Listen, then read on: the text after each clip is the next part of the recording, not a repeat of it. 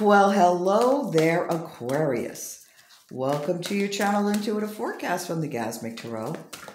As we expand on your energies, here's your weekly reading. Whoops, general reading. Take what resonates. Leave the rest for everyone else.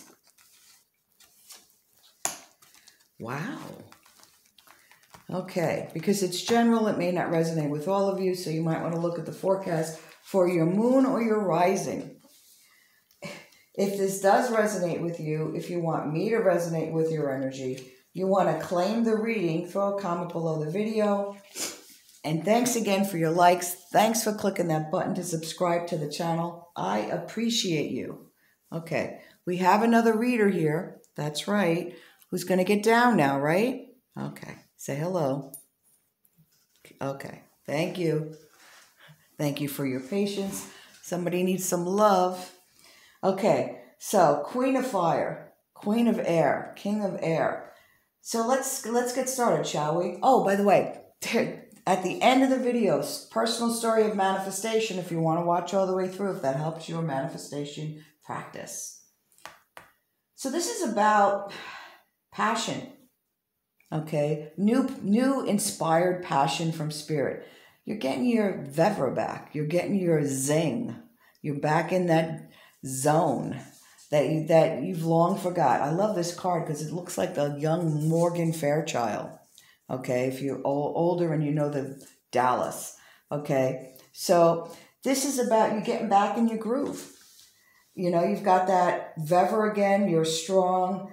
You're co-creating with spirit this week. So you've got a lot of power. And, you know, you've got, as I said, 2 queens and a king. So definitely very powerful week for you. You know, the Queen of Air is about setting boundaries with people. Setting boundaries with the people at work, at home. And setting boundaries for yourself. So this is about regaining that self-esteem, making clear and true decisions, communicating well with others, being more well organized. And the king is about working smarter, not harder, which makes sense because you're more organized here with the queen. Let's see what we have. Oh, look at that. From the smallest deck in the world, I think we're going to have. Okay, excellent. Thanks, Spirit. Okay, want to pull that out? We'll pull that out. This is the Judgment card. So, you have to make a decision this week. Are you going to move in this direction? Okay? Are you going to get yourself, because there's a little bit of homework. Are you going to get yourself more organized? Okay? If you can get yourself more organized, you'll be more jazzed. You know, cleaning up the clutter. Smudge your space. Okay? But you felt trapped lately. Okay, it would be nice if I told you what these cards are. Two of Swords, 8 of Swords, Judgment, 9 of Rods, and the 10. So, you have to decide, are you going to do some homework this week? Are you going to reorganize? Okay, lately maybe you feel a little trapped. Maybe a little things are out of your control. This you have control over. Okay? This you have control over, that reorganization, that better communication. It's your effort.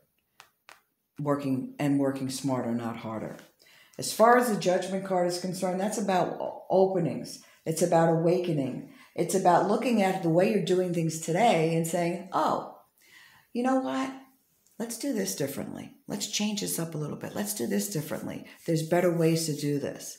And by doing that, you are not, maybe you're judging, okay, how you are reacting to situations, how you are organizing yourself. Realizing your strength with the 9 of Rods. You're realizing how strong you really are because you can do anything, you know. And then at the end, you've got this 10 of Coins. Ding, ding, ding. Okay. One of the more positive cards in the deck. This is about expanding maybe investments maturing, expanding what you're working on that's going to bring you some cash, maybe some inheritance, some kind of wealth. This is about getting along better with family and eliminating conflicts with money. You have the tools. It's up to you if you want to use them. Okay? Before we get to the story, thanks again for clicking that button to subscribe to the channel. Let's talk about manifesting in anger. Specifically, I call this story Bad Chihuahua. So decades ago, my first Chihuahua, because I've had more than one, I was in a relationship of the married variety, and my birthday was coming up, and I wanted a Chihuahua playmate for my existing Chihuahua. So I threw out a ton of hints to my then husband, who didn't catch the hint, and boy did I hint. My birthday, we were celebrating with a cake the next day, but the night before, it was my actual birthday, and he gave me my birthday gift, and he looked at me after he gave it to me, and he goes, "You seem disappointed." And out of anger, I said, "I wanted a Chihuahua puppy. Didn't you get the hint?" Right? The next day, we go to my friend's house who baked me a cake, and we had a couple of people that showed up. And one of my relatives showed someone who'd never given me more than a $25 gift card ever in my life for an event. Okay? And she came with a purebred Chihuahua puppy. And she goes, I had this feeling, because she didn't know. I had this feeling that I needed to get you this. Oh my gosh. I manifested a Chihuahua puppy. I didn't even know about manifestation back then. It was a long time ago. But what I learned is that when you manifest in anger, you may not get the experience you prefer. I was excited I got that Chihuahua. But that was the worst dog I've ever had. The worst dog. He chewed everything. He whined all the time. He peed everywhere. I mean, everywhere. And after a year of trying to train this dog and torture of myself and the rest of, including my little dog, he peed on my other Chihuahua. I caught him. After a year, I knew that was it when he did that. And so I found him a beautiful forever home with a senior, but I learned that we're manifesting all the time. And I learned that manifesting out of anger may not give me the result that I prefer. I've noticed in the years and years since that when I manifest out of joy, peace, love, enthusiasm, I get what I prefer. Now, I've also learned that when I manifest, you see how I was nagging, and never got anything? Because I was holding on to it. I just said it and I let it go at that point in that one moment, and it materialized the next day. Okay? It's the same thing when you think about somebody that you haven't talked to in a while and they pick up the phone and call you. Same thing. That's how fast energy works. That's how fast creation and manifestation works.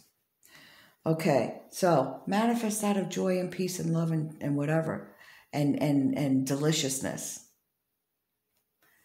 When you manifest out of a negative emotion, you may not get what you like, even though you're getting what you asked for. It may not turn out to your benefit. Okay, if this helps you with your manifestation practice and you like the story, throw a comment below the video. If you didn't like the story, honey, you know what you can do. You don't have to listen all the way through. Wishing you a great week. It looks like you got a little homework here, a little action you have to take.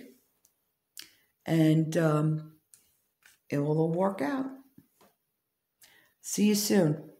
And have a great week. Take care.